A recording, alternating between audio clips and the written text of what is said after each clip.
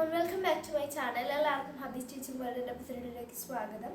ഇന്ന് നമ്മൾ ചെയ്യാനായിട്ട് പോകുന്നത് ഡോർസ് ഓഫ് ഡെയറിംഗ് എന്ന് പറയുന്ന 7th ഒരു ചാപ്റ്ററാണ്. അപ്പം കുറച്ച് നാൾ എനിക്ക് വയ്യായിരുന്നു, അതുകൊണ്ടാണ് ഞാൻ വീഡിയോസ് ഒന്നും ഇടാഞ്ഞത്. അപ്പം ഇനി മുതൽ സ്ഥിരമായിട്ടുള്ള വീഡിയോസ് നിങ്ങൾക്ക് പ്രതീക്ഷിക്കാം എന്ന് ഞാൻ പറയുന്നു. അപ്പോൾ ഇതാ നോക്കൂ, ഹെൻറി വാൻ ഡൈക്ക് ജൂനിയർ എന്ന് പറയുന്ന ഒരാളുടെ ഒരു പോയമാണ് നമ്മൾ പഠിക്കാനായിട്ട് പോകുന്നത്. He's an famous English poet. അപ്പം നോക്കോളാം. Have you ever climbed a mountain? അപ്പം അദ്ദേഹം നമ്മളോട് ചോദിക്കുകയാണ്, നിങ്ങൾ എപ്പോഴെങ്കിലും ഒരു മല, ഒരു വലിയ മൗണ്ടെയിൻ ക്ലൈംബ് ചെയ്തിട്ടുണ്ടോ, കയറിയിട്ടുണ്ടോ എന്ന് ചോദിക്കുകയാണ്. Imagine climbing A steep towering mountain. Steep towering എന്ന് വെച്ച് കഴിഞ്ഞാൽ ഉയരമുള്ള കുത്തനെയുള്ള ഒരു മൗണ്ടെയിൻ നിങ്ങൾ എപ്പോഴെങ്കിലും കയറുന്നതായിട്ടൊന്ന് ചിന്തിച്ചാൽ മതി, ആരും കയറണ്ട. What thoughts and emotions would go through your mind? Let us read the poem.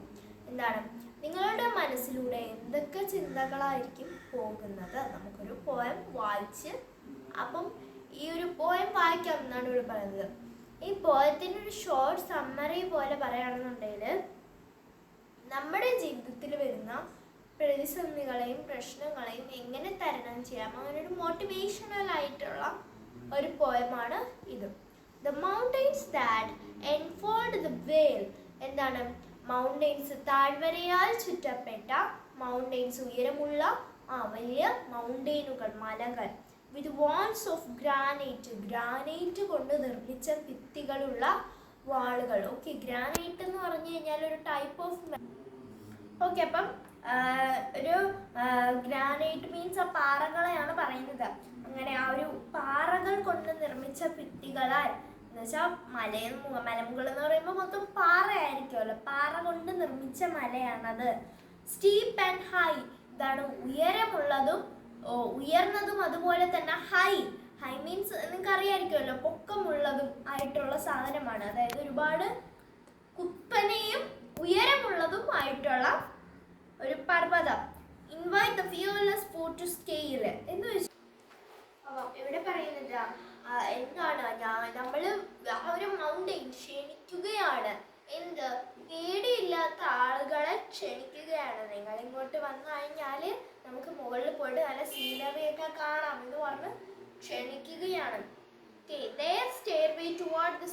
അവരുടെ ആ ഒരു സ്കൈയിലേക്ക്, അത്രയും ഉയരമുണ്ട്, സ്കൈയിലേക്കുള്ള ആ ഒരു എന്താ പറയാ, ആകാശത്തിലേക്കുള്ള ആ ഒരു വഴി അവിടെ തയ്യാറാണ്. അതായത് ആ മലയിൽ കൂടെ പോയി കഴിഞ്ഞാൽ നിങ്ങൾക്ക് ആകാശം കാണാം, ആകാശം തൊടാം എന്നാണ് ഇവിടെ പറയുന്നത്. അത്രയും ഉയരമാണ്.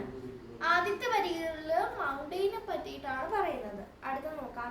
The restless deep dividing sea that flows and foams from shore to shore എന്ന് വെച്ച് കഴിഞ്ഞാൽ ഓക്കെ, അതായത് വിശ്രമമില്ലാതെ പതഞ്ഞുകൊണ്ട് നമ്മുടെ ഈ ഒരു, നിങ്ങൾക്ക് അറിയായിരിക്കും, കടലുകളൊന്നും നിൽക്കത്തില്ലല്ലോ. ഈ കൊച്ചു പിള്ളേർക്കൊക്കെ സംശയം ഉണ്ടാവും, തിരമാല എപ്പോഴാണ് നിൽക്കുന്നത്, തിരമാല എണ്ണാൻ കഴിയുമോ എന്നൊക്കെ. സത്യത്തിൽ നമ്മൾ ഒരു കടൽ തീരത്തിൽ പോയിരുന്നിട്ട് 1, 2, 3 എന്ന് പറഞ്ഞിട്ട് തിരമാല അടിച്ചുകൊണ്ടിരുന്നാൽ എണ്ണി തീരുമോ? ഇല്ല അല്ലേ? ലക്ഷക്കണക്കിന്, മില്യൺ കണക്കിന്, എന്തിന് എണ്ണാൻ പോലും പറ്റാതെ തിരമാലകളെ അടിച്ചടിച്ചുകൊണ്ട് ഇരിക്കുകയാണ്. നമ്മൾ കേട്ടിട്ടുണ്ടാവും തിരമാല നിന്നു എന്നൊക്കെ പറഞ്ഞിട്ട്, പക്ഷെ ഒരിക്കലും അത് സാധ്യമല്ല. പിന്നെന്താണ് പറയുന്നത്? പതഞ്ഞുകൊണ്ട് എന്താണ് തീരത്തേക്ക് ഇങ്ങനെ ഒഴുകിക്കൊണ്ടേ ഇരിക്കുകയാണ് ആ ഒരു കടല്. Calls to its sunburned chivalry, push out, set sail, explore എന്ന് വെച്ച് കഴിഞ്ഞാൽ ഓക്കെ. അപ്പം ഇവിടെ പറയുന്നത് എന്താണ്, വളരെയധികം തീവ്രമായ സൂര്യപ്രകാശം, തീവ്രമായ വെയിലിലും തളർന്നു പോകാതെ കടൽ ഇങ്ങനെ പ്രവർത്തിക്കുന്നുണ്ട്. അപ്പം എന്നെ കണ്ടുപഠിക്കൂ, കടലിനെ പോലെ ആകൂ എന്നാണ് ഇവിടെ കടല് ആളുകളെ ക്ഷണിച്ചുകൊണ്ട് പറയുന്നത്. എന്നെ പോലെ ആകൂ. സെറ്റ് സെയിൽ എന്താണ്, പുഷ് ഔട്ട് സെറ്റ് സെയിൽ എന്നാണ് പറയുന്നത്. എന്ന് വെച്ച് കഴിഞ്ഞാൽ എന്നിലേക്ക് വരൂ, എന്നിൽ പുതിയ കണ്ടുപിടുത്തങ്ങൾ നടത്തൂ, എന്നെ പഠിക്കൂ, എന്നെ കൂടുതലായി പഠിക്കൂ. എക്സ്പ്ലോർ മീൻസ് പഠിക്കുക. ഓക്കെ, മനസ്സിലായോ? എക്സ്പ്ലോർ എന്ന് വെച്ച് കഴിഞ്ഞാൽ നമ്മളിങ്ങനെ ഓരോ കാര്യങ്ങളും അതിലേക്ക് ആഴത്തിലോട്ട് ഇറങ്ങി പഠിക്കുന്നത്. അങ്ങനെ ചെയ്യുമെന്നാണ് ഇവിടെ കടല് പറയുന്നത്. രണ്ടാമത്തെ സ്റ്റാൻസയിൽ കടലിനെ പറ്റിയിട്ടാണ് പറയുന്നത്. And all the boards at which we FRET that seem the prison art control. Okay, അപ്പോൾ ഇവിടെ പറയുന്നത് വെച്ച് കഴിഞ്ഞാൽ നമ്മളെ കൺട്രോൾ ചെയ്യുന്ന, നമ്മളെ നിയന്ത്രിക്കുന്ന പ്രിസൻസ് എന്താണ്? ജയിലല്ലേ, ഇരുമ്പഴികൾ എന്ന് പറയാം.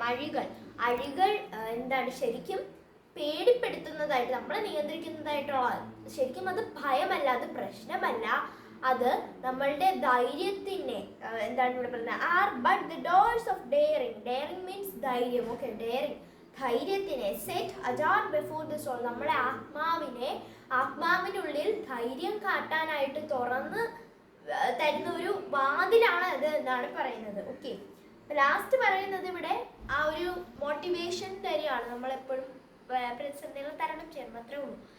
അപ്പം ഇന്നത്തെ വീഡിയോ ഇത്രയുള്ളൂ. എല്ലാവർക്കും ഇഷ്ടപ്പെടുന്നതിനൊന്നും ഇഷ്ടമാണ്. ബൈ.